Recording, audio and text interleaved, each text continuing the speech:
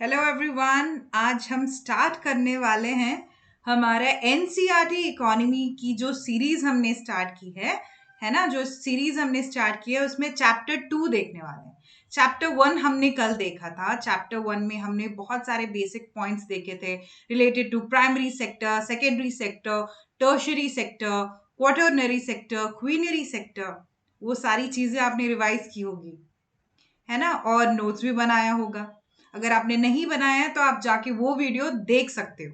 और आज हम करने वाले हैं बात आपके एनसीईआरटी इकोनॉमी के chapter 2 standard 9 chapter 2। So standard 9 की क्लास की बुक अब ने हमें शुरू की है।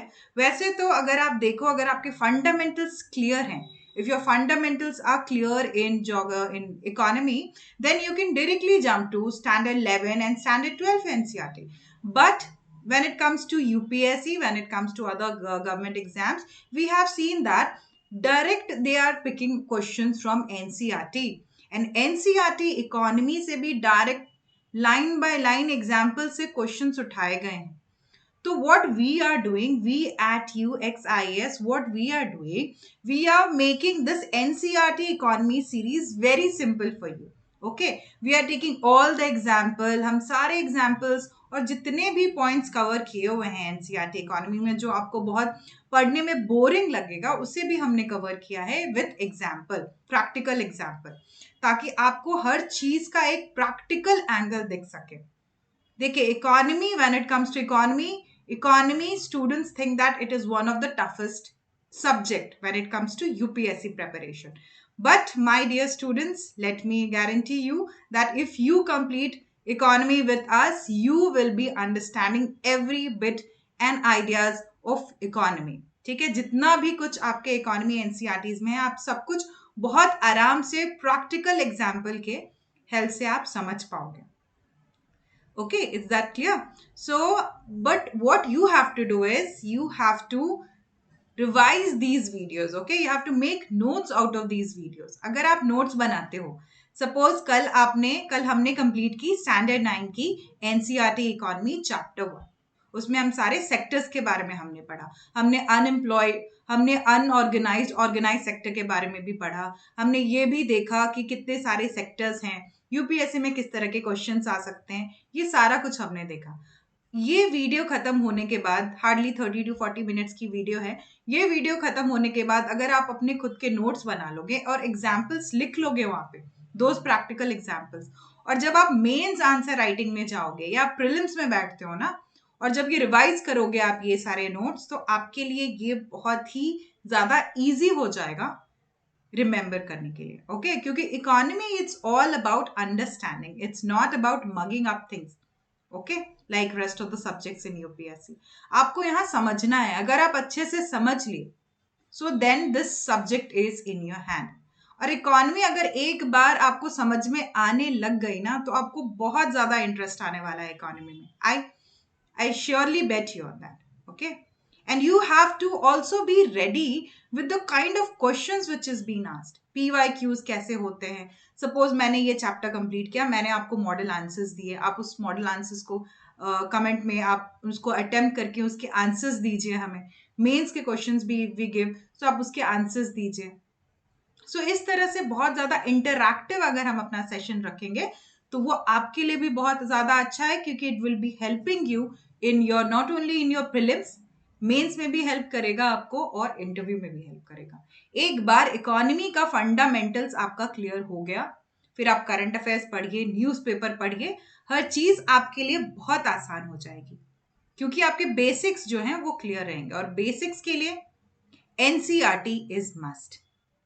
सो we have started this series, जिसमें हम स्टैंडर्ड 9 से स्टैंडर्ड 12 तक एनसीईआरटी आपको पढ़ाने वाले हैं। ऑलरेडी हमने चैप्टर 1 9 स्टैंडर्ड का खत्म कर दिया है। आज चैप्टर 2 पढ़ने वाले हैं। चैप्टर 2 में क्या देखने वाले हैं आज? People as resource. जो पीपल हैं, आप, हम, सोसाइटी में जितने लोग हैं, उसको एज अ रिसोर्स कैसे लिया जाए, ठीक है, rather than as a liability. Okay, एक कैपिटल कैसे बनाया जाए ह्यूमन रिसोर्स को। हमारी जो अभी की पॉपुलेशन है, it's almost 146 crore in India. इतनी सारी पॉपुलेशन का हमें कैसे यूटिलाइजेशन करना है वो आज हम पढ़ने वाले हैं। और गवर्नमेंट के स्कीम्स क्या क्या आ रहे हैं, क्या गवर्नमेंट अपने तरफ से लेके आ जा रही है, बीट योर कौशल विकास योजना, skill India mission, make in India mission, ये कैसे आपके हेल्प कर रहा है लोगों को वोकेशनल ट्रेनिंग देने में, एजुकेशनल ट्रेनिंग देने में और उनको जॉब्स दिलाने में, वो भी हम डिस्कस करने वाले हैं। So people as a resource बहुत ज्यादा इंटरेस्टिंग होने वाला है। क्यों? क्योंकि ये आपके और मेरे बारे में बात करने वाले हैं कि हम जैसे लोग जब इकोनॉमी में आते हैं एज अ स्किल लेबर, तो इकोनॉमी को कितनी ज्यादा हेल्प मिलती है हमसे। If people are skilled, if people are trained, they are educated, the GDP of the country also gets enhanced. तो ये सारी चीजें हम देखेंगे कि कैसे एक रिसोर्स, एक ह्यूमन कैपिटल, एक ह्यूमन बीइंग एक ह्यूमन कैपिटल बन सकता है, और कैसे एक ह्यूमन कैपिटल एक कंट्री की जीडीपी ग्रोथ में हेल्प कर सकता है। ओके? क्योंकि बूंद बूंद से घड़ा भरता है। और हर एक इंसान एजुकेटेड हो, हर एक इंसान टैलेंटेड हो, स्किल्ड हो, उसके टैलेंट को हम सरफेस आउट कर पाए, तो वो एक बूंद बूंद करके ही जो हमारी कंट्री है इंडिया, जिसको वेस्टर्न कंट्रीज कुछ भी नहीं समझती, कभी भी कुछ भी टैरिफ लगा देती है। रिसेंटली हमने देखा कि बहुत सारे टैरिफ के इश्यूज चल रहे हैं अभी इंडिया और यूएस के साथ। तो अगर हम अपनी इकोनॉमी को इतना स्ट्रांग बना लें, इतने सेल्फ सफिशिएंट बना लें, अपने लोगों को इतना ट्रेंड बना लें कि हमारी इकोनॉमी बहुत ज्यादा स्ट्रांग हो जाए, ऑलरेडी हम लोग 4th लार्जेस्ट इकोनॉमी है। सो ये सारी चीजें मैटर करने वाली है आज के क्लास में। सो आप ध्यान से देखना जो भी आज हम पढ़ाने वाले हैं और डिस्कस करने वाले हैं, क्योंकि ये बहुत मजेदार और बहुत ही ज्यादा प्रैक्टिकल होने वाला है। ठीक है? So population asset of the economy rather than a liability. So जो भी इंसान है, जो भी लोग हैं इंडिया के, द सिटीजन्स ऑफ इंडिया, वो लाइबिलिटी भी बन सकती है इकोनॉमी की और वो एसेट भी बन सकते हैं। बट वो हमारे ऊपर डिपेंड करता है, वो गवर्नमेंट पे डिपेंड करता है और वो सर्कमस्टांसेस पे भी डिपेंड करता है कि वेदर वो लाइबिलिटी बन रहा है या वो एसेट बन रहा है। ठीक है? सो एसेट बनने के लिए हमें क्या क्या चीजें चाहिए? लाइबिलिटी बनने के लिए तो कुछ नहीं चाहिए। आप कुछ काम मत करो, आप पढ़ाई मत करो, आप एजुकेशन मत करो, आप काम मत करो, पैसे मत कमाओ, घर में बैठे रहो, लाइबिलिटी तो आप बन ही जाओगे। पापा बहुत बार घर में बोलते हैं ना कि कुछ काम काज नहीं कर रहा, अगर आपके पास जॉब नहीं रहेगी। वही जब आपके पास जॉब आ जाएगी तो वही पेरेंट्स आपसे बोलेंगे कि हमें ये खरीद दो, हमें वो खरीद दो। होता है ना ऐसा? And why do you want to earn money? Only for yourself? Not right, for your friends, for your family, for your overall growth. Correct? So this is what, अगर आप लाइबिलिटी से एसेट बनना चाहते हैं तो आपको एजुकेटेड होना पड़ेगा, आपको अपने हेल्थ पे ध्यान देना पड़ेगा, स्किल डेवलपमेंट करनी पड़ेगी। तब एक ओवरऑल जो ह्यूमन बीइंग है, आप और हम जो हैं, वो एक एसेट बनेगा इकोनॉमी के लिए, और फिर इकोनॉमी जो है हमारी वो राइज करेगी। सो यहां तक क्लियर है? आगे बढ़ते हैं। So, people as a resource refers to the working population ability to contribute to the productivity of the economy। जो हमने बात किया कि इकोनॉमी जो है उसकी प्रोडक्टिविटी को अगर बढ़ाना है, इकोनॉमी की एफिशिएंसी को बढ़ाना है हमारी कंट्री को, तो हमारे लोगों को स्किल्ड होना पड़ेगा। फॉर एग्जाम्पल के साथ हम पढ़ने वाले हैं, जैसा हमने बताया इंडिया का जो आईटी सेक्टर है, हम लोग अपने आईटी प्रोफेशनल्स की जो सर्विसेज हैं, ठीक है, वो बहुत सारे कंट्रीज में पहुंचाते हैं। Not only US, not only western countries, but बहुत सारे कंट्रीज में पहुंचाते हैं। सो जो IT export touch $245 billion in 2024। तो आप देख रहे हो 2024 में $245 बिलियन हमने कैसे कमाया? अपने हमारे जो पॉपुलेशन है उसको आईटी में ट्रेन करके उनको सर्विस, वो सारे सर्विसेज दे रहे हैं आईटी इंडस्ट्री में, एंड 10 ओवरऑल जो एक्सपोर्ट हम लोग आईटी इंडस्ट्रीज में कर रहे हैं, that is $245 billion, which is again a huge asset for the country and for the world as well. Correct? And in rural areas अगर हम डिजिटल लिटरेसी प्रोग्राम को टर्न डाउन करते हैं, ठीक है, वर्कर्स की जो इनकम है ना वो भी इंक्रीज हो जाएगी। Okay, train professionals. तो क्या होगा ना, अगर आप विलेज एरिया की बात करो तो विलेज एरिया में आप देखो बहुत ज्यादा डिजिटल लिटरेसी नहीं है। ठीक है, आप अगर गांव जाते हो, अगर आपका गांव है, ठीक है, जैसे मेरा गांव है, बहुत लोगों के गांव नहीं होते, उनका उनका they take birth in their own city and वहीं पर वो बड़े होते हैं। बट बहुत सारे लोगों की रूट्स अभी भी गांव में हैं। जैसे मेरे पेरेंट्स के रूट, मेरे रूट्स अभी भी गांव में हैं। हम लोग साल में एक बार जाते हैं अपने ग्रैंड पेरेंट्स से मिलने के लिए। तो वहां क्या होता है ना, वहां आपने देखा होगा कि लोग बहुत जल्दी सो जाते हैं, है ना, लोग बहुत जल्दी सो जाते हैं। ऊपर से उनको जो मोबाइल फोन, अगर आप बोलो जैसे शहर में बच्चे बच्चे सब लोग बहुत ही ज्यादा कंफर्टेबल होते हैं यूज करने के लिए smartphones, any kind of phone. But वो विलेज में वो सिनेरियो नहीं रहता। इवन द अडल्ट, जो बड़े बुजुर्ग हैं, वो भी यूज नहीं कर पाते फोन की। सो ये एक इशू है, डिजिटल लिटरेसी वो एक इशू है वहां पे। नेट बैंकिंग, ये सारी चीजें वहां पर एक प्रॉब्लम हो सकती है। आप ऑनलाइन ग्रोसरी कभी भी ऑनलाइन ऑर्डर कर लेते हो, है ना, यहाँ पर शहरों में। बट क्या वो विलेज में पॉसिबल है? नहीं है, क्योंकि इस तरह का नेटवर्क वहां पर क्रिएट नहीं किया गया है। वो जो नेटवर्क है, digital network, connectivity of the market with the people, और वो जो ऐप है जो यहाँ रन करता है, वो विलेजेस में नहीं रन करता।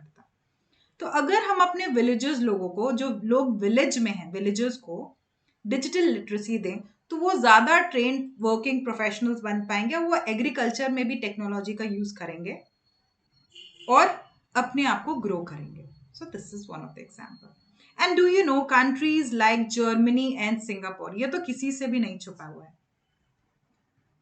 पॉपुलेशन अगर आप बात करो जर्मनी की, सिंगापुर के, इंडिया के कंपैरिजन में बहुत कम है। कम है ना, बहुत कम है। तो जब उतनी कम पॉपुलेशन में उन लोगों ने क्या किया, they know the power of the population. अगर आप पॉपुलेशन को, ठीक है, एसेट बनाना चाहते हो, तो आपको उसको ट्रेन करना होगा, एजुकेशन देना पड़ेगा।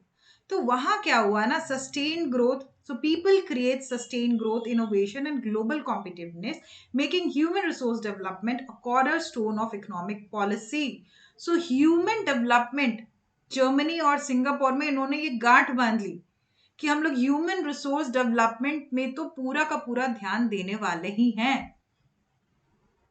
उनके एजुकेशन पे, उनके हेल्थ पे, उनके स्किल डेवलपमेंट पे पूरा ध्यान देंगे। And once are people are train, एक बार जब हमारी जनता पूरी तरह से ट्रेन हो जाएगी और इकोनॉमिक फोरम में स्टेप अप करेगी, तो उनको अच्छे जॉब्स मिलेंगे, वो हर जगह जाके काम करेंगे, उनकी लाइफस्टाइल अच्छी होगी। इस तरह से कंट्री का भी ग्रोथ होगा। Correct? So this is the example. Going ahead, we are talking about human capital. Human capital क्या है? वही सेम चीज है। Human being when they are well trained, educated, और उनकी हेल्थ भी अच्छी रहती है, सब कुछ पैरामीटर्स अच्छा रहता है, then they are like human capital for the society. तब वो सोसाइटी के लिए एक जेम बन जाते हैं, सोना चांदी हीरे मोती बन जाते हैं वो सोसाइटी के लिए। कैसे बन जाते हैं? उसके लिए क्या चाहिए? उसके लिए चाहिए health, knowledge, stock of skills, ये वैल्यूज, ये सारी चीजें चाहिए। So nations that invest in the capital see higher productivity and growth. Skill India mission इसमें आता है, skill India mission 2.0। Skill India Mission 2.0 offers AI, that is artificial intelligence, blockchain, green energy training, aligning India's workforce with global demands. देखिए, अभी क्या हो रहा था ना, हम लोगों ने before this national education policy, NEP, हमने देखा कि इंडिया की जो एजुकेशन सिस्टम है वो बहुत ज्यादा आउटडेटेड हो रही है। ये एक प्रैक्टिकल फैक्ट आप सबको पता होगा। बहुत सारे इंजीनियर्स जनरेट हो रहे हैं इंडिया में। ओके, बहुत सारे इंजीनियर्स जनरेट हो रहे हैं, बट क्या सारे इंजीनियर्स को जॉब मिल रही है? I remember when I completed my engineering, I am a mechanical engineer. जब मैंने अपनी इंजीनियरिंग खत्म की थी, मैकेनिकल इंजीनियरिंग, मुझे तो जॉब मिल गई एलएनटी में। बट मेरे साथ जो मेरे फ्रेंड्स थे, इवन जो टॉपर्स थे, उनको जॉब नहीं मिल पाई। बहुत सारे ऐसे केसेस हमने देखे हैं जिसमें इंजीनियरिंग करने के बाद भी, ग्रेजुएशन करने के बाद भी लोगों को जॉब्स नहीं मिल रही इंडिया में। इंडिया में अनएम्प्लॉयमेंट का जो इशू है वो एक ह्यूज इशू है। और वो every now and then you can see in the newspaper also कि unemployment in India is a huge issue. तो ये हो रहा है, तो इसको कैसे ठीक किया जाए, इसको कैसे ठीक किया जाए? देखिए, जो वर्ल्ड जहां से हमें जॉब मिल रही है, ठीक है, उसके डिमांड्स क्या है, कंपनी के डिमांड्स क्या है? सिर्फ इंजीनियरिंग पढ़ लेने से और कोई भी प्रैक्टिकल एग्जाम्पल्स नहीं होने से, वोकेशनल ट्रेनिंग नहीं होने से आप मार्केट के लिए रेडी नहीं होते। तो अभी गवर्नमेंट ने क्या किया है ना, they are skilling the people. आपको डिग्री मिल रही है, बहुत अच्छी बात है, ठीक है, आपने ग्रेजुएशन कर लिया, आपने मास्टर्स कर लिया, आपने पीएचडी कर ली, बट उसके साथ जो प्रैक्टिकल स्किल्स आपको चाहिए, जो वोकेशनल ट्रेनिंग आपको चाहिए, जो बड़े बड़े प्रोजेक्ट्स में आप आगे जाके काम करोगे, उसका जो आइडिया है इंटर्नशिप से आपको मिलेगा, ये आप जाके लाइव इंटर्नशिप करते हो और फिर सीखते हो, और फिर आपके जो हायरिंग प्रोसेस है, आपको जॉब मिलने की जो प्रोसेस है, वो इजी हो जाती है आपके लिए। Correct? So this is the example.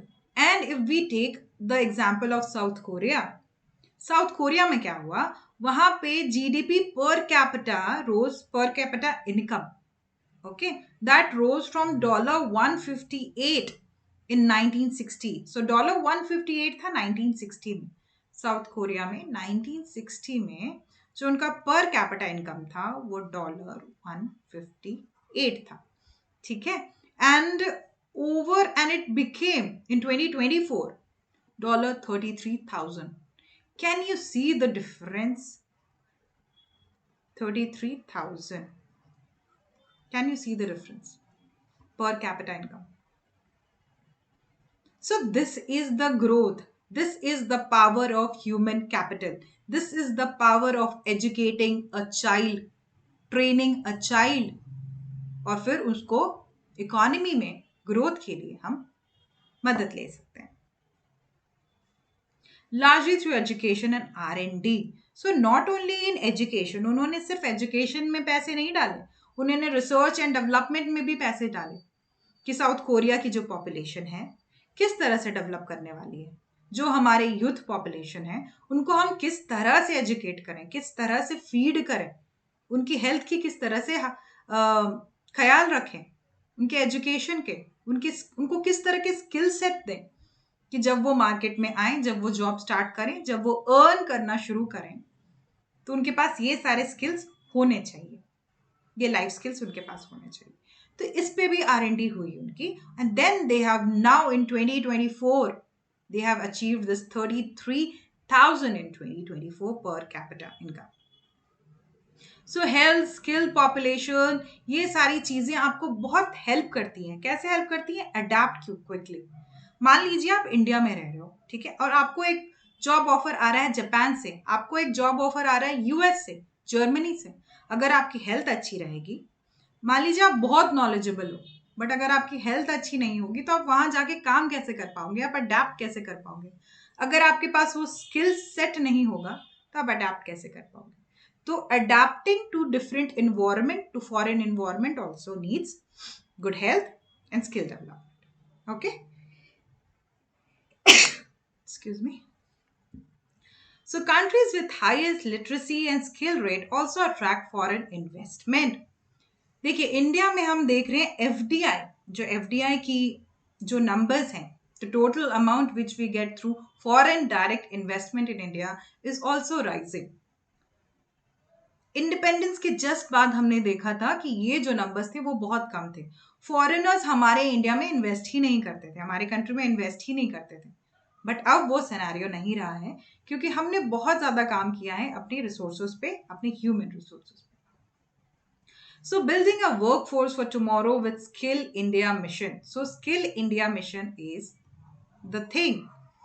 Okay, और ये भी पूरी की पूरी कोशिश कर रहा है कि कैसे हमारी जनता, द सिटीजन्स ऑफ इंडिया को कैसे हम ट्रेन कर सकें, ज़्यादा बेहतर ट्रेन कर सकें और उनको जॉब दिला सकें, ताकि उनकी जो लाइफस्टाइल है वो बेटर हो जाए।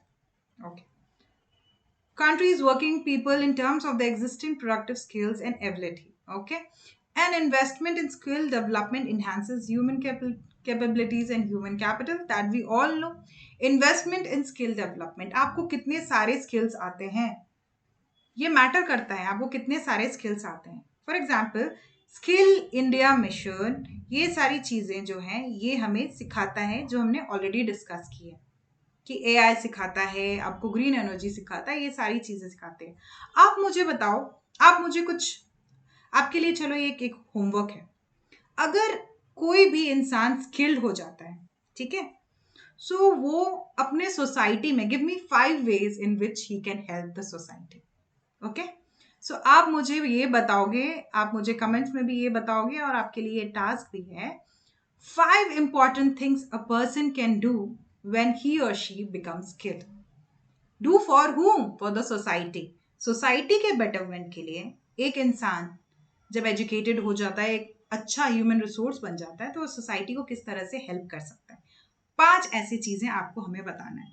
Comment us below, okay, and also you can make a note of it, क्योंकि जब आप मेंस के आंसर लिखोगे इस तरह से आप सन डायग्राम बना के, इस तरह से सन डायग्राम बना के आप ह्यूमन कैपिटल की तारीफ कर सकते हो कि वन अ पर्सन, वंस, एक इंसान जब ह्यूमन कैपिटल बन जाता है तो वो कैसे सोसाइटी की मदद कर सकता है। करेक्ट। फिर हमने ये भी देखा कि वियतनाम की electronics and semiconductor unit, okay, Vietnam में human capital drive economic innovations, इतना ज्यादा इन लोगों ने ध्यान दिया, ठीक है, R&D पे इतना ज्यादा इन लोगों ने ध्यान दिया। So what they have done is, जो वियतनाम की 2025 वी विल सी कि booming electronic and semiconductor sector, Vietnam was not that good in this sector. पहले अगर हम वियतनाम की बात करें तो वो इलेक्ट्रॉनिक्स और सेमीकंडक्टर में इतना ज्यादा स्ट्रांग नहीं था, बट अब इस समय में अगर हम देखें 2025 में, उन्होंने अपने R&D पे इतने काम किए, उतने अपने R&D प्रोसेस में इतने ज्यादा काम किए कि now they are a booming semiconductor and electronic sector. तो रिसर्च एंड डेवलपमेंट अगर आप करते हो, वो भी आपके जो कैपिटल है, ह्यूमन कैपिटल को और भी स्ट्रॉन्ग करता है। R&D again becomes very important, education becomes very important, ठीक है, and companies like Intel and Samsung largely due to countries well trained engineers and technical workers showcasing the values of human capital. Okay, so बहुत सारा investment अभी Intel और Samsung का Vietnam में देखा जा रहा है। और जब कोई कंट्री इन्वेस्टमेंट कर रही है तो देखिए एम्प्लॉयमेंट किनको मिल रहा है, वहां के लोगों को मिल रहा है ना। ये देखिए, ये वियतनाम के लोग हैं जो सेमीकंडक्टर और इलेक्ट्रॉनिक सेक्टर में काम कर रहे हैं। तो जब इन्वेस्टमेंट किया इंटेल ने और सैमसंग ने वियतनाम में, तो जॉब्स किनको मिली? जॉब्स किनको मिली? वहां के पॉपुलेशन को, वहां के ह्यूमन कैपिटल को, वहां के लोगों को, सिटीजन्स को, वहां की जनता को। तो यही होता है, it all goes hand in hand. आप R&D में पैसे डालो, आप एजुकेटेड करो अपने यूथ को, स्किल्ड करो, और फिर देखो कैसे आपके यहाँ फॉरेन डायरेक्ट इन्वेस्टमेंट्स आते हैं और people get attracted to you by your talent. Correct. Going forward, we again see that national education policy, yes, national education policy ने एक बहुत ही ज्यादा प्रैक्टिकल अप्रोच हमारे कंट्री में लेके आए। ह्यूमन कैपिटल फॉर्मेशन में हमने बोला कि एजुकेशन का बहुत बड़ा रोल है। तो एजुकेशन का जब बहुत बड़ा रोल है तो यहाँ पर नेशनल एजुकेशन पॉलिसी 2020 भी बहुत बड़ा रोल प्ले करती है। क्यों? क्योंकि जो हमारा आउटडेटेड एजुकेशन सिस्टम था ना, कि सिर्फ आप बुक पढ़ लो, एग्जाम दे दो, डिग्री ले लो, हो गया। सिर्फ डिग्री लेने से नहीं काम चलेगी, आपको डिग्री के साथ वोकेशनल ट्रेनिंग, प्रैक्टिकल नॉलेज, और बहुत बार तो स्ट्रीट स्मार्ट नॉलेज भी आनी चाहिए। स्ट्रीट स्मार्ट नॉलेज क्या होती है? आप जब किसी कंपनी को ज्वाइन करते हो, वहां किस तरह से आपको अडेप्ट करना है, वहां के पॉलिटिक्स को कैसे आपको बेयर करना है, कैसे आपको अपने इमोशनल इंटेलिजेंस को यूज करके अपने प्रोफेशनल एंड प्रैक्टिकल लाइफ को बैलेंस करना है। So street style smartness also comes handy here, ठीक है। सो नेशनल एजुकेशन पॉलिसी इसीलिए भी इंपॉर्टेंट है क्योंकि बहुत सारे जो चेंजेस गवर्नमेंट लेके आई है, कौन सारे चेंजेस लेके आई है गवर्नमेंट ने? एक तो आप देखिए यहाँ पर कोडिंग और AI कोर्सेज ना बहुत शानदार तरीके से इंडिया ने स्टार्ट कर दिया है under this national education policy. छोटे बच्चे भी कोडिंग कर रहे हैं, छोटे छोटे बच्चे कोडिंग कर रहे हैं अभी इंडिया में। और जब छोटे बच्चे 8th स्टैंडर्ड 9th स्टैंडर्ड से कोडिंग कर रहे हैं, तो आप देख रहे हो हमारी जो IT सेक्टर है, IT सेक्टर ऑफ इंडिया जो ऑलरेडी बहुत धमाल कर रही है वर्ल्ड फोरम में, वो और भी ज्यादा ग्रो हो जाएगी। आईटी सेक्टर जो बहुत सारे लोगों को एम्प्लॉयमेंट दे रही है करंटली इंडिया में, आईटी सेक्टर। सो अगर आप इस तरह की जो न्यू टेक है, ठीक है, कोडिंग तो ऑलरेडी हम लोग कर रहे हैं, बट आर्टिफिशियल इंटेलिजेंट कोर्सेज, क्योंकि आर्टिफिशियल इंटेलिजेंस का आप देख रहे हो अभी कितना ज्यादा योगदान है हमारे लाइफ में। चैट जीपीटी से लेके बहुत सारा, जब आपको फैन चलाना है, अभी ऐसे फैंस आ गए आप रिमोट से अपना फैन चला सकते हो। रिमोट से टीवी तो चला ही सकते थे, अब रिमोट से अपना फैन भी चला सकते हो। सो this is the technology. Alexa आप बोलो आ गाना, बजना शुरू हो जाएगा। सो इस तरह से जब न्यू टेक्नोलॉजीज आ रही है तो हमें भी अपने आप को क्या करना होगा, हमें भी अपने आप को अपलिफ्ट करना पड़ेगा और हमें भी अपने आप को अपडेट करना पड़ेगा विथ न्यू टेक। सिर्फ बुक की पढ़ाई, रट्टू तोता बनने से काम नहीं चलेगा, जॉब नहीं मिलेगी।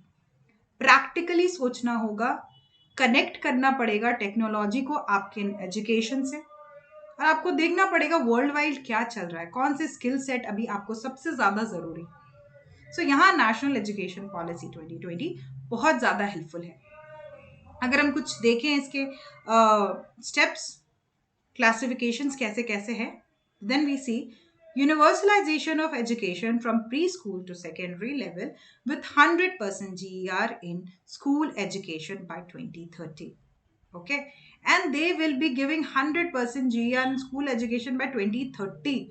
So 2030 तक उनका ये है कि जो भी प्री स्कूल एजुकेशन और सेकेंडरी स्कूल एजुकेशन है हमारे इंडिया में यूनिवर्सल हो जाए, मतलब वो सब भागीदारी, सबको वो अपॉर्चुनिटी मिले, हर एक इंसान को अपॉर्चुनिटी मिले कि वो अपनी प्री स्कूल और जो सेकेंडरी स्कूल है वो उसकी एजुकेशन कंप्लीट कर सके। यूनिवर्सलाइजेशन का मतलब सबको अपॉर्चुनिटी मिलेगी, ठीक है। So 50% by 2035, 3.5 crore seats to be added in higher education. इतने सारे 3.5 करोड़ सीट्स एडेड होने वाले हैं हायर एजुकेशन में। No rigid separation between academic streams, extra curricular, vocational stream. मुझे याद है when I used to go to school, so मेरे पापा बोलते थे सिर्फ पढ़ाई पे ध्यान दो, ठीक है, आपको फुटबॉल नहीं खेलना है, आपको सिंगिंग कॉम्पिटिशन्स में नहीं जाना है, आपको ड्राइंग कॉम्पिटिशन्स में नहीं जाना है, आप डिबेट में जाओ। ओके, मेरे पापा मुझे डिबेट कॉम्पिटिशन्स में इनरोल कराते थे। बट अभी जो नेशनल एजुकेशन पॉलिसी है वो कहती है कि अगर आपका बच्चा एक्स्ट्रा करिकुलर एक्टिविटी में भी जाना चाहता है अलॉन्ग विथ योर स्टडीज तो आप उसको जाने दो। बट पहले सोच क्या रहती थी पेरेंट्स की, साइंस ले लो, खेलने मत जाओ, पढ़ाई करो, ट्यूशंस करो, ज्यादा से ज्यादा टाइम आप सिर्फ पढ़ाई में दो। लेकिन अब पेरेंट्स जागरूक हो चुके हैं, अब पेरेंट्स अपने बच्चों को एक्स्ट्रा करिकुलर एक्टिविटी के लिए इंकरेज करते हैं। वो बोलते हैं कि हाँ बच्चों आप सिंगिंग क्लास जाओ, आप डांसिंग क्लास जाओ, आप स्विमिंग क्लास जाओ, आप अपने मनपसंद का कोई स्पोर्ट सीखो, आप जिसमें अच्छे हो। देखिए चाइना इसमें बहुत ज्यादा आगे है। चाइना में आप देखोगे बहुत सारे ओलंपिक अवार्ड्स चाइना जीतता है, बिकॉज चाइना अपने बच्चों को ट्रेन करता है according to their interest. Okay, parents there give, वहां पर अपने बच्चों को वो उस स्पोर्ट में डाल देते हैं जिसमें वो बच्चा अच्छा है, और फिर वो पूरे, मतलब जब तक वो बड़ा होता है ना, वो एजुकेशन के साथ वो एक एक्स्ट्रा करिकुलर एक्टिविटी जो है, जो स्पोर्ट है, वो करते रहता है, और फिर वो उसमें एकदम फाइनेस्ट बीइंग बन जाता है, बहुत टैलेंटेड बन जाता है उस पर्टिकुलर डोमेन में, और फिर ओलंपिक्स आते हैं उनके पास। तो वैसा कुछ यहाँ पर बोला गया है। Okay, and vocational education start from class 6 with internship. तो इंटर्नशिप जो आप अभी इंजीनियरिंग करने के बाद करते हो, ग्रेजुएशन करने के बाद करते हो ना, नहीं, इंटर्नशिप स्टैंडर्ड 6 से ही स्टार्ट हो जाएगी आपकी, और वोकेशनल एजुकेशन भी स्टार्ट हो जाएगी, प्रैक्टिकल नॉलेज आपकी।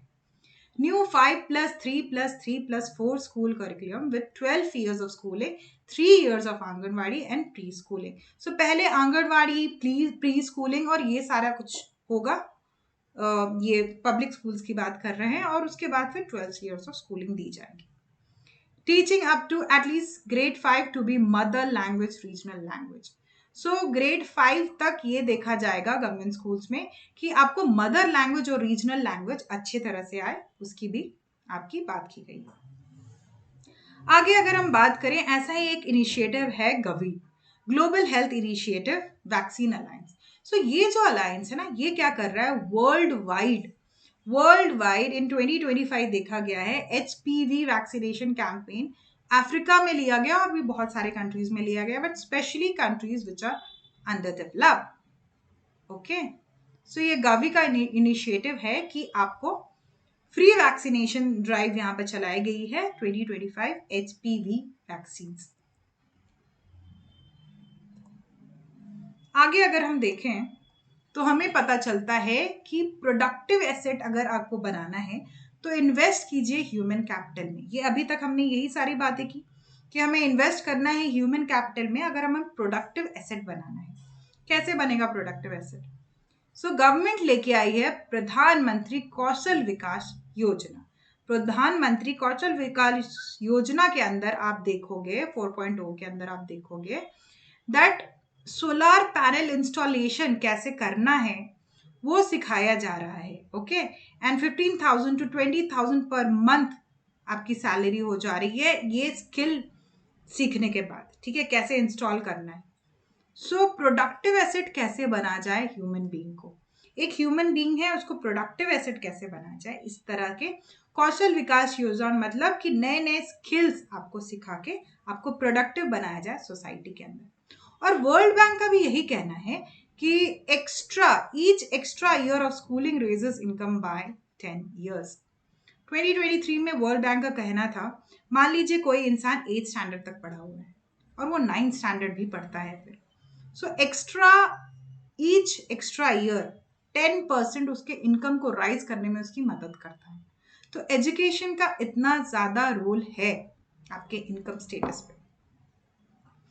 ग्लोबली अगर आप देखें high average schooling, Japan average is 12.4 years enjoy advanced industrial productivity. Globally, countries with high average schooling like Japan enjoy advanced industrial productivity. So average schooling years Japan में अगर आप देखो 12.4 years तक बच्चे स्कूलिंग करते हैं और वहां पर आप देख लो they have advance industrial productivity. Why? क्योंकि उनके जो बच्चे हैं, उनके जो स्टूडेंट्स हैं, उनके जो population, they are trained, they highly trained, they are highly educated in this topic.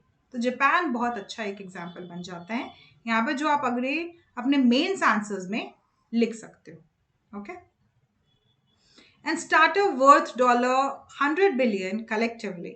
सो यहाँ हमने देखा education also fosters innovation. Graduates from India's IIT have founded unicorn startup. So IITs again हमारे इंडिया के James हैं। ठीक है, वहाँ हमने देखा है कि बहुत सारे स्टूडेंट्स जो IIT से पढ़ाई किए, ओके, IIT से पढ़ाई किए, उन्होंने स्टार्टअप जो खोले हैं ना, वो अभी एक यूनिकॉर्न बन चुका है which is earning $100 billion collectively ये सारे यूनिकॉर्न्स का अगर देखें तो $100 billion वो कमा रहे हैं। तो ये कैसे मदद हो रही है इकोनॉमी में? जब आपके सिटीजन्स ज्यादा इनकम एंजॉय करते हैं, ज्यादा इनकम क्रिएट करते हैं, तो ऑब्वियसली उनका शेयर वो कंज्यूम करते हैं आपके गुड्स को, और फिर वो पैसे सर्कुलर इकोनॉमी में जाते हैं, वो इकोनॉमी में जाते हैं। इसी तरह से हमने बात की जापान की, हमने बात की हमारे यहाँ के इंस्टीट्यूशंस IIT की। वहां से जब बच्चे पढ़ के निकलते हैं तो वो इस तरह से यूनिकॉर्न स्टार्टअप्स के फाउंडर्स बन रहे हैं, इस तरह का लेवल ऑफ एजुकेशन। और अगर आप कौशल विकास योजना की बात करें, आप जाके कौशल विकास योजना के बारे में पढ़ सकते हैं, उसकी ऑब्जेक्टिव, लॉन्च कब हुआ था, एलिजिबिलिटी, कॉम्पोनेंट्स। अगर आपको जॉब चाहिए कौशल विकास योजना में, अगर आपको स्किल होना है कौशल विकास योजना में, या आपके किसी दोस्त को होना है, तो उसकी क्या क्राइटेरिया है, आप जाके ये देख सकते हो स्किल इंडिया मिशन के अंदर। Okay. Now another big question is skill based learning कितना ज़्यादा important हो गया है 21st century में? देखिए बहुत ज़्यादा important इसीलिए हो गया है क्योंकि अब जब AI आ गया है ना, तो people are saying कि AI लोगों की जॉब ले लेगा। बट क्या आपको लगता है AI आर्टिफिशियल इंटेलिजेंस लोगों की जॉब ले सकता है? एक इंसान के अंदर सिर्फ कंटेंट और नॉलेज नहीं होता, उसके अंदर होता है इमोशनल इंटेलिजेंस, उसके अंदर होता है सिचुएशन को भापने की ताकत। ओके, सो ये सारी चीजें आपको ये बताती हैं कि अभी स्किल्ड होना बहुत ज़्यादा ज़रूरी है, और वहाँ पर प्रधानमंत्री कौशल विकास योजना बहुत ज़्यादा इंपॉर्टेंट है। और जो भी अटल टिंकरिंग लैब हो गया, और ऐसे ऐसे करके जो भी गवर्नमेंट स्कीम्स ला रही है अपने यूथ को स्किल करने के लिए, वो भी बहुत इंपॉर्टेंट हो जाती है। ना अब हम देखेंगे इकोनॉमिक एक्टिविटी दो तरह की होती है, एक मार्केट एक्टिविटी, एक non market activity. Market activity आप काम करते हो और आप उसके पैसे मिलते हैं। नॉन मार्केट सेल्फ कंजप्शन के लिए आप जो काम करते हो वो है आपके non market activity. Okay, examples लेते हैं ताकि आपको बहुत क्लियर हो जाए। मार्केट एक्टिविटी में अगर आप देखो, a teacher working in a private school and earning a salary, one of the example. A farmer selling vegetables in the local market. Okay. Software engineer employed in the IT firm. The government doctor receiving a salary for medical services. ये सारी चीजें market activities में आती है। Okay, non market activity में आपकी आती है women stitching clothes for her family at home. उसके पैसे तो नहीं मिलने वाले। अगर आपकी माँ कल को आपके लिए अपने एक ड्रेस सीती हैं तो उसके लिए उनको पैसे तो नहीं मिलने वाले। So that is non-market. A farmer growing crops only for family consumption, and a person repairing their own house without hiring labor. Parents teaching their own kids at home. ये सारे non-market activity हैं। और ये देखा गया है ना in India, unpaid care work mostly by women is valued at 13% of GDP if monetized. So unpaid care work जो हमारी mothers, sisters जो वो लोग कर रही हैं ना घर में, वो खाना बना रही हैं, सबका ख्याल रख रही हैं, बहुत बार किसी की तबीयत खराब हो रही है उनका ख्याल रख रही हैं, मतलब वो एक तरह से she is working 24/7 with wholeheartedly with all her energy and interest, but उसके लिए उनको कोई भी पेमेंट नहीं मिलता। और अगर आप देखा जाए उसको अगर मोनेटाइज कर दिया जाए तो that will be 13% of the GDP. इतना ज़्यादा चंक है अनपेड लेबर का, which is your done by our mothers, our sisters, our daughters at home. Be it your father भी हो सकते हैं, but that is unpaid.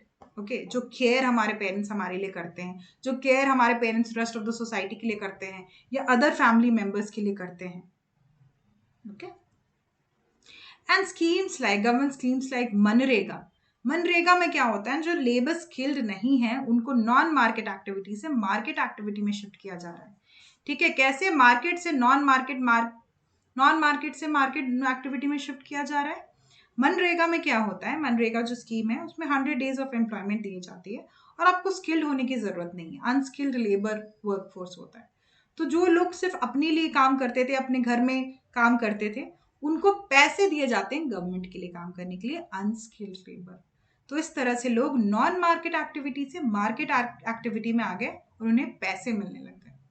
ठीक है, फॉर इंस्टेंस दूसरा अगर हम देखें, वन डिस्ट्रिक्ट वन प्रोडक्ट के थ्रू जो रूरल आर्टिसंस हैं वो अपने हैंडीक्राफ्ट्स क्रिएट कर रहे हैं। ठीक है, और ये अपने हैंडीक्राफ्ट्स क्रिएट करके गवर्नमेंट को सेल कर रहे हैं और इनसे उनको पैसा मिल रहा है। नाउ चलिए अब हम कुछ टेक्निकल टर्म्स में आ जाते हैं। इन्फैंट मोर्टेलिटी रेट जो हमारे 8th स्टैंडर्ड 9th के चैप्टर 2 में मेंशन्ड है, ये सारे वर्ड्स आपको पते रहना चाहिए। इन्फैंट मोर्टेलिटी रेट क्या होती है, ओके, इन्फैंट मोर्टेलिटी रेट क्या होती है, और हम फिर डेटा भी देखेंगे 2024 में कितना है ये। So infant mortality rate refers to the number of deaths of infants under 1 year age per 1,000 lives birth in a given year. So मान लीजिए 1,000 lives birth हुए, लेकिन उसमें से number of infants death under as 1, 1 साल के अंदर जो बच्चों की डेथ हो गई unfortunately, okay, and number of live births, कितने नंबर ऑफ लाइव बर्थ्स हुए, उसमें number of students, number of children under the age of 1 जिनकी डेथ हो गई, that into 1000 is your way of calculating it. अगर हम 2024 की बात करें, India's infant mortality rate decline significantly to around 26 death per 1000 live births. So हर 1000 live births जो हो रही है उसमें 26 डेथ्स हो रही हैं। पहले सिनेरियो अलग था। और इसके अंदर जो गवर्नमेंट स्कीम्स हैं वो है Janani Suraksha Yojana and mission Indradhanush. Due to better health, vaccination drives and maternal care program, maternal care programs like Janani Suraksha Yojana and mission Indradhanush. Correct. आगे हम देखेंगे birth rate. Birth rate is the number of live births per 1000 people. Number of live births in a year, total population into 1000. So in 2024, India's birth rate approximately 17.1 birth per 1000 population, showing a gradual decline due to increased awareness, better family planning and educational initiative. So 17 births per 1000 population अगर आप देखो ये हो रही है, और ये ज़्यादा से ज़्यादा अभी वुमेन लोगों को एजुकेट किया गया है, अवेयर किया गया है कि हाँ भाई ज़्यादा से ज़्यादा बच्चे आप तभी करो जब आप उसको अफोर्ड कर सको या आपकी बॉडी अफोर्ड कर सके। ठीक है, वैसे तो बोला जाता है कि आप जितने मिनिमम नंबर ऑफ बच्चे रखो वो बेटर है आपके लिए भी, आपके ग्रोथ के लिए भी और कंट्री के लिए भी, क्योंकि ऑलरेडी कंट्री की पॉपुलेशन अगर आप देखो it's 146 crore. So this is the initiative. Related initiative अगर हम बात करें, मिशंस लाइक मिशन परिवार विकास, ये भी हेल्प कर रहा है वुमेन्स को अवेयर कराने में कि उनकी बॉडी बहुत ज़्यादा इंपॉर्टेंट है। अनएम्प्लॉयमेंट की बात करते हैं। अनएम्प्लॉयमेंट क्या है? जब people are seeking job but they are not getting job. Unemployment is said to exist when people who are willing to work at a going wage cannot find jobs. जो veg अभी चल रहे हैं कि हाँ भाई इस जॉब के लिए इतना ही पैसा मिलेगा, बट उनको क्या हो रहा है, उनको जॉब नहीं मिल रही, उनको जॉब नहीं मिल रही। So people who are asset for the company turns into liability. Although ये पूरी trained asset है, लेकिन वो liability बन जाती है क्योंकि उनको जॉब नहीं मिल रही है, अनएम्प्लॉयमेंट चल रहा है। सो डिप्रेस्ड इकोनॉमी बन जाती है। अगर हम देखें डेटा तो rural unemployment is 7.4 and urban is 8.2%। Village area में 7.4 एंड 8.2 है अर्बन एरिया में। High unemployment waste manpower, increased dependency and indicates economic distress, obviously. For example, IT graduates without AI/ML skills face structural unemployment. मान लीजिए एक IT employer है और उसको AI/ML की स्किल आनी चाहिए, अभी आर्टिफिशियल इंटेलिजेंस मशीन लर्निंग की स्किल आनी चाहिए, बट उसको नहीं आती, तो उसको स्ट्रक्चरल अनएम्प्लॉयमेंट को सामना करना पड़ता है। ऐसे लोगों को क्यों करना पड़ता है स्ट्रक्चरल अनएम्प्लॉयमेंट का सामना? क्योंकि उनको वो स्किल सेट नहीं आ रही है जो मार्केट में चाहिए। Okay, thus in agriculture multiple family members working on the same plot reduces efficiency. Reducing unemployment requires targeted skilling program, digital job platforms, labor intensive industry, ये सारी चीजें चाहिए। अनएम्प्लॉयमेंट में हमने देखा डिफरेंट काइंड ऑफ अनएम्प्लॉयमेंट है। एक structural unemployment है, फ्रिक्शनल, सीजनल, डिस्गाइज्ड। तो structural employment due to mismatch of skills with job requirement. Job requirement आपकी कुछ और है बट आपके स्किल सेट उतने नहीं है। फ्रिक्शनल में temporary unemployment due to job change. Job आपने एक जॉब ली हुई है, आप दूसरी जॉब में शिफ्ट होने वाले हैं, वो जो पीरियड है जब आपके पास कोई जॉब नहीं है, that is frictional unemployment. Seasonal common in agriculture and tourism. Obviously tourism sector में क्या होता है, कुछ सीजन बेस में बहुत सारे आते हैं आपके टूरिस्ट, हर सीजन में नहीं आते, तो वहां पर आपका सीजनल अनएम्प्लॉयमेंट। डिस्गाइज्ड अनएम्प्लॉयमेंट होता है आपके एग्रीकल्चर सेक्टर में, जहां आप देखोगे कि एक प्लॉट में एक इंसान काम कर सकता है बट वहां 5 लोग काम करते हैं, that is disguised unemployment. Workforce population अगर हम बात करें, क्या होती है, 15 to 59 ईयर्स में जो लोग होते हैं उनको वर्कफोर्स पॉपुलेशन के अंदर डाला जाता है। 15 to 59 ईयर्स, ओके। एंड जो मीडियन एज है इंडिया की अगर अभी देखें तो दैट इज 28.4 ईयर्स इन 2025। तो हमारी जो पॉपुलेशन है वो यंग पॉपुलेशन है, ठीक है। तो अगर हम अपने डेमोग्राफिक डिविडेंड को यूटिलाइज कर लें तो वो 2% ऑफ द जीडीपी ग्रोथ में एनुअली हेल्प करेगा। और जापान में लेकिन अगर हम देखें, इंडिया का जो मीडियन एज है दैट इज 28 ईयर्स, 28.4 ईयर्स जो एवरेज पॉपुलेशन है हमारी, बट जापान में ऐसा नहीं है, वहां पर मीडियन एज है 49 ईयर्स, ऑलमोस्ट 50 ईयर्स। तो आप देख रहे हो इंडिया में कहाँ 28 ईयर्स है, जापान में 50 ईयर्स है मीडियन एज। तो नॉर्मल पॉपुलेशन जो है, जहाँ पर ज्यादातर पॉपुलेशन जो वहाँ की है वो ओल्ड एज पॉपुलेशन है। श्रिंकिंग वर्कफोर्स, डिपेंडेंसी रेशियो है। सो हमें अपने जो स्किल्स हैं उसको सेट करके हमारे पॉपुलेशन को जॉब्स दे के स्किल करके हमारे डेमोग्राफिक डिविडेंड को यूटिलाइज करना चाहिए. So National Skill Development Mission and Arogya Bharat aims to keep the workforce healthy, trained and globally competitive. Okay, and that's all my dear students. Economy NCERT class 9 chapter 2 में हमने पूरी अच्छी तरह से देखा. आपको जो भी डाउट्स हैं आप कमेंट्स में हमें पूछ सकते हो. Okay, that's all for now. This is Rainy Simon, your educator at UXIAS. I will be teaching you economy and current affairs. So please stay tuned with us and we will be meeting again. Thank you.